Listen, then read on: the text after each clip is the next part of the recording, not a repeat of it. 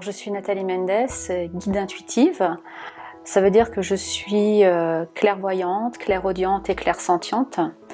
Donc je vois les choses, j'ai des images flash qui m'arrivent, je les entends aussi, des mots, des sons, des bruits de nature. Je ressens les événements, j'ai des fois des sensations kinesthésiques, mais aussi les émotions. Je suis beaucoup dans l'empathie. Toutes ces capacités, généralement, je les utilise au quotidien, mais aussi dans mes consultations, qui se font accompagnées de coaching, parce que j'ai besoin d'aider la personne qui est dans mon cabinet à trouver son meilleur futur possible, et donc je vais l'accompagner par le biais de conseils. J'ai pas toujours été dans cette carrière-là. Au préalable, j'ai travaillé au début de ma carrière dans la communication. J'étais plusieurs années dans une émission de radio qui était plus tournée vers le culturel, le tourisme. Et puis j'ai aussi évolué naturellement vers d'autres métiers comme le secrétariat, le social aussi, où j'ai beaucoup travaillé avec des enfants. Et puis, sans savoir vraiment pourquoi, j'ai bifurqué dans le monde de l'informatique, puisque je suis aussi ingénieure en informatique. J'ai évolué dans cet univers très cartésien pendant plus d'une vingtaine d'années pour de grands groupes français et européens en tant que manager. Mon intuition a toujours fait partie quelque part de ma vie, puisque même toute petite, autant que je me rappelle, j'ai toujours eu cette sensation de pouvoir prédire les choses. Je sentais un peu les événements avant qu'ils n'arrivent. J'avais aussi des rêves prémonitoires toute petite. Et tout au long de ma vie, que ce soit personnel, professionnel, cette intuition m'a toujours servi, m'a toujours guidée. Et j'ai été aussi curieuse, en grandissant, d'aller voir ce qu'on pouvait faire des arts ésotériques, de manière générale, et plus particulièrement des arts divinatoires. Donc je me suis naturellement intéressée aux jeux de tarot et aux oracles. Aujourd'hui, en fait, je suis revenue dans cet esprit de vouloir accompagner l'autre, puisque moi je pense avoir cette capacité-là, ces ressentis-là, et j'avais envie de pouvoir aider mon prochain en partageant justement ces ressentis, en partageant des choses, des informations que j'entends, que je vois, pour pouvoir les aider eux aussi à avoir un monde un peu plus beau au quotidien, quoi, et voilà, les faire grandir à leur tour, que ce soit dans leur vie personnelle, professionnelle, et des fois même, je dirais, spirituelle. Pour mes prédictions 2020, j'ai choisi des thématiques un peu différentes pour ne pas justement toujours être focalisée sur ce que Macron fait. D'autres collègues à moi vous en parleront très bien. J'ai voulu élargir un petit peu les choses pour voir un peu d'autres horizons, ce qui peut se faire aussi dans d'autres domaines, dont je vous en parlerai tout à l'heure. Et mes prédictions, je les ai réalisées sur plusieurs jours. Alors, comment ça se passe concrètement ? J'ai des petits rituels. Je commence d'abord par me mettre en condition. Ça passe par une méditation avec une bougie, un peu d'encens, histoire de mettre l'ambiance.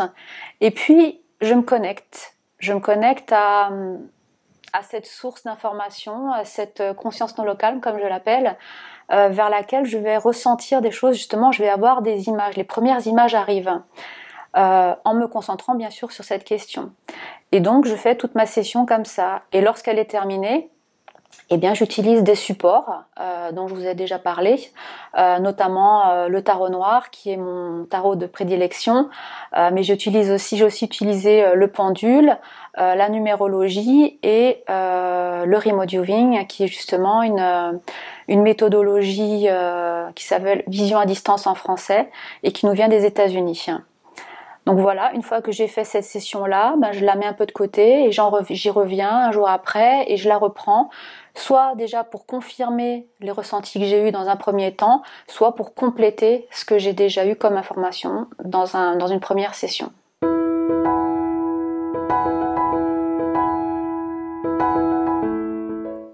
« 2020 est une année qui vibre en énergie 4 et pour moi c'est vraiment signe de grand chamboulement.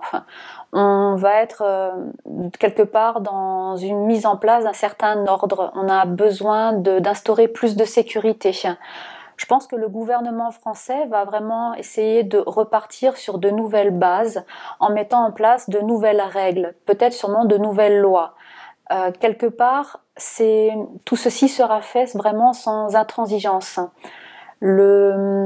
L'objectif de tout ça, c'est vraiment d'essayer de restreindre au maximum les manifestations. Manifestations qui ont déjà eu beaucoup lieu en 2019, on voit avec toute l'actualité qu'il y a eu notamment autour des Gilets jaunes.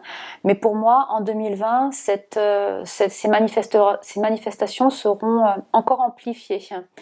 Et donc, l'objectif ici de ces nouvelles lois, nouvelles règles, seront de faire en sorte que le peuple, même si il est censé avoir le droit de parole, eh ben, on l'entende un peu moins à ce moment-là dans l'actualité.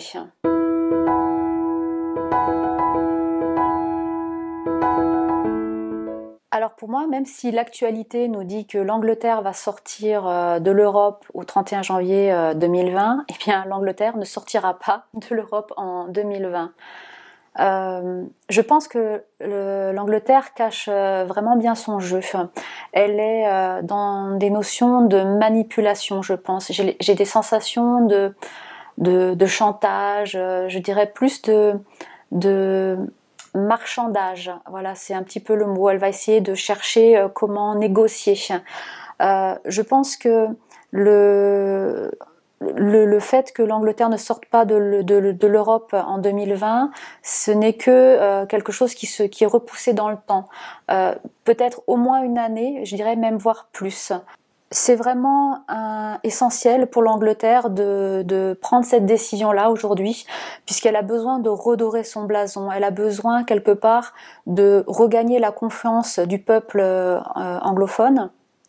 Et en faisant cela, eh bien, elle va justement aller dans son sens du peuple qui, je pense aujourd'hui, n'a pas forcément encore envie de ressortir de l'Union européenne.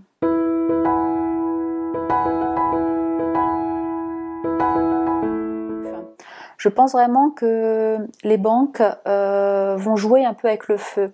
Elles savent concrètement, enfin elles sauront concrètement qu'elles n'ont plus de liquidité en caisse, mais elles vont quand même continuer à jouer avec notre argent, clairement, en investissant dans des transactions très coûteuses, tout en sachant justement qu'il y a de gros risques derrière. Pour nous, il y aura un impact à ça, c'est-à-dire que quand une personne ou une entreprise va vouloir aller demander un prêt, par exemple, eh bien, il y a de fortes chances que même si cette personne ou cette entreprise est très fortement solvable, mais les prêts soient par exemple refusés pour une raison inconnue. Je perçois aussi une forte chute de la valeur de l'euro qui aura probablement lieu dans les 6 premiers mois de l'année, mais avec quand même un retour au seuil normal, j'ai envie de dire, à sa valeur initiale aux alentours de août, je dirais début de la rentrée à peu près. Donc on aura vraiment juste un passage à vide. Malgré tout, ce couac financier va créer une mini-crise internationale liée justement à la dévalorisation de l'euro.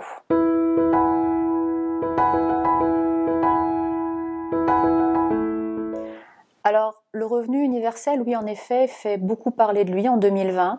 La France, je pense, n'est pas encore prête à accueillir cette mesure. Il y a encore, elle n'est qu'au balbutiement de ce dossier. Elle est en train de le traiter, elle défriche vraiment les premières étapes. Il y aura quelque chose qui se fera, mais pour moi, pas en 2020. Malgré tout, les hommes politiques vont vraiment saisir cette actualité-là et s'en servir dans leur communication. Ils vont mettre le revenu universel en avant, notamment, je pense, lors des municipales qui aura lieu en 2020, en nous promettant une réalité vraiment possible dans la mise en place de ce revenu universel. Mais il faudra savoir que ce sera malheureusement pour moi des promesses en l'air qui, encore une fois, ne pourront pas être tenues. Personnellement, je pense que le revenu universel sera quelque chose de viable dans des conditions correctes qui pourront se faire dans les alentours de 2026. Toutefois, le gouvernement français nous donnera un avertissement, une mise en garde, que lorsque on mettra en place ce revenu universel, eh bien, il va falloir prévoir encore une fois de faire des sacrifices, puisque ça sera du donnant-donnant. Ça veut dire qu'ils vont encore aller puiser l'argent nécessaire au financement du revenu universel auprès des plus démunis.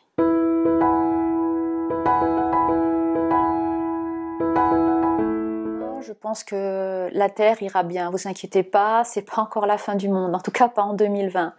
Pour moi, la Terre va continuer à puiser dans ses ressources, elle va tenir bon jusqu'à ce que nous changions de comportement. Je pense vraiment que la Terre va nous envoyer des avertissements, comme on connaît déjà les catastrophes naturelles aujourd'hui, telles que les tremblements de terre. Mais personnellement, je vois ça plus autour de l'eau. Je pense vraiment à ces grands cyclones qui vont dévaster le territoire français, mais aussi des pluies diluviennes, des orages mémorables, qui feront vraiment beaucoup de dégâts. Je pense aussi que ce n'est pas une personnalité publique qui va pouvoir avoir des actions, mettre en place des actions concrètes pour sauver la Terre, entre guillemets. C'est plutôt un effet de masse. J'ai vraiment une sensation de collectif. Mais c'est quelque chose qui va se passer, je pense, au niveau mondial. On est vraiment dans un engouement et le public français va vraiment se surmobiliser, encore plus qu'il ne peut l'être aujourd'hui, dans justement le fait de mener des actions concrètes. On n'est plus dans je réagis, on est vraiment dans le fait de vouloir aller de l'avant et de faire des choses concrètes. D'ailleurs, c'est ce que je disais au début, 2020, c'est l'année du concret. J'ai l'impression qu'il y aura deux grands chantiers dans lesquels on va devoir travailler, qui tournent autour de la terre, donc pour moi tout ce qui touche à l'agriculture, et au niveau de l'air, qui est vraiment surpollué. Au niveau de la terre, j'ai eu une image comme s'il y avait une sensation d'une découverte d'une nouvelle espèce de plante. Alors quand je dis nouvelle espèce de plante, c'est pas forcément du blé ou une fleur, quelque chose de très grand. Pour moi, c'est plutôt quelque chose de très petit. J'ai vraiment une sensation de microscopique, un peu comme un organisme biologique. Et cette espèce de plante serait capable de purifier la terre, l'air, quelque chose, voilà, de nettoyer un chantier sur lequel on travaille. C'est quelque chose de nouveau pour moi, quand je parlais de découverte de plantes tout à l'heure, parce que c'est quelque chose qu'on ne connaît pas encore ou qu'on a oublié. Ça peut être quelque chose d'ancien qui a disparu et qui revient, mais qu'on avait oublié, ou quelque chose qu'on a complètement découvert. Mais il y a vraiment cette sensation de nouveauté. Le gouvernement français, lui, va appuyer bien sûr les actions du peuple dans le fait de vouloir avancer dans l'écologie, avancer dans le fait d'améliorer le climat. Il va approuver, puisqu'il n'aura pas forcément le choix, les actions qui vont être mises en place, beaucoup par des associations, je pense. Et puis il y aura une sensation de malaise, peut-être de gêne vis-à-vis du gouvernement français, j'ai l'impression que une des mesures qui va être mise en place était déjà connue du gouvernement, et donc le fait de le dévoiler aujourd'hui ici risque de mettre ces actions en zone sensible, puisqu'elles seront dévoilées au public en 2020.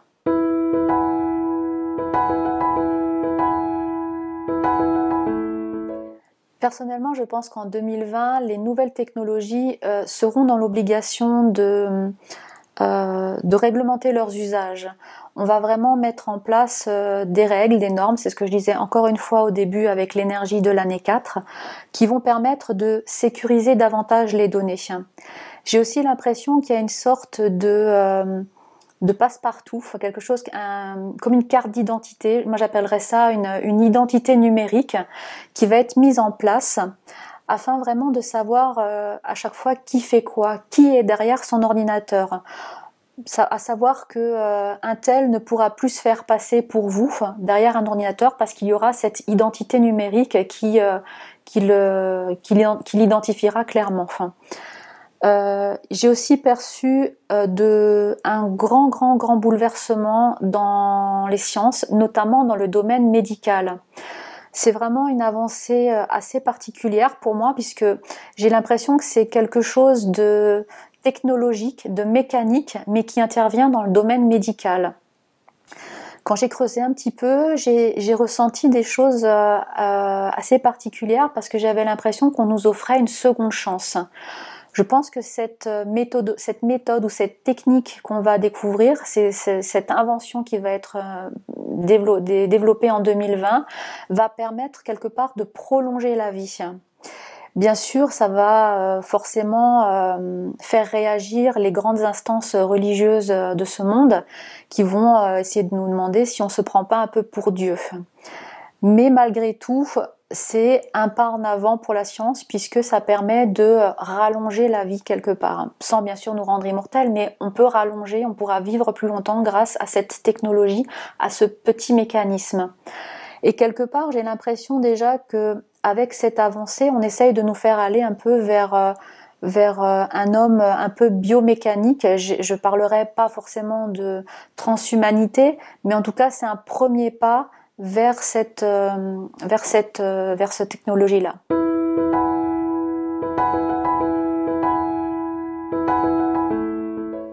Alors, pour ce qui est de la conquête spatiale, je pense que le fait que l'homme veuille installer une base ferme et définitive sur notre satellite, c'est une idée qui va être, je pense, abandonnée complètement en 2020. Simplement parce qu'il y a encore trop d'inattendus techniques justement à vouloir régler. On n'est pas encore prêt pour ça. Je pense qu'une des problématiques est liée à quelque chose de cyclique. On est vraiment dans une notion de cycle, de rotation, qui nous empêcherait d'avoir accès à quelque chose de vital pour qu'on puisse survivre sur une telle base sur la Lune.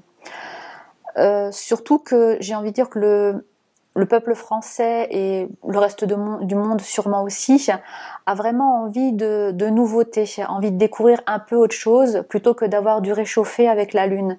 Et donc, je pense que l'ESA va essayer de réfléchir à autre chose et mettre en avant autre chose que le fait d'aller sur la Lune.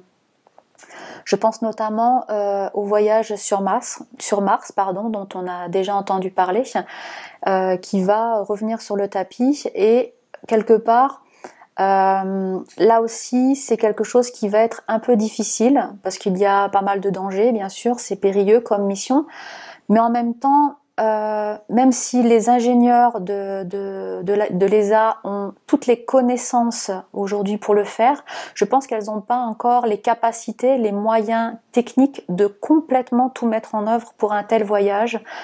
Il y a aussi une autre notion qui se rajoute à ça, c'est le fait de, quelque part, être en attente ou mettre l'homme en attente. Et je pencherais plutôt pour cette option-là, comme si on cherchait quelque part à trouver un moyen de mettre l'homme en stase pour un voyage, pour qu'il soit plus agréable et plus efficace et efficient.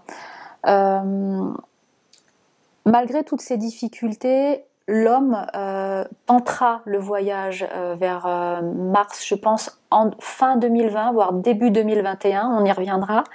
Mais je pense qu'il va quand même tenter cette belle aventure parce que quelque part, l'homme est un conquérant et que l'espace reste à conquérir.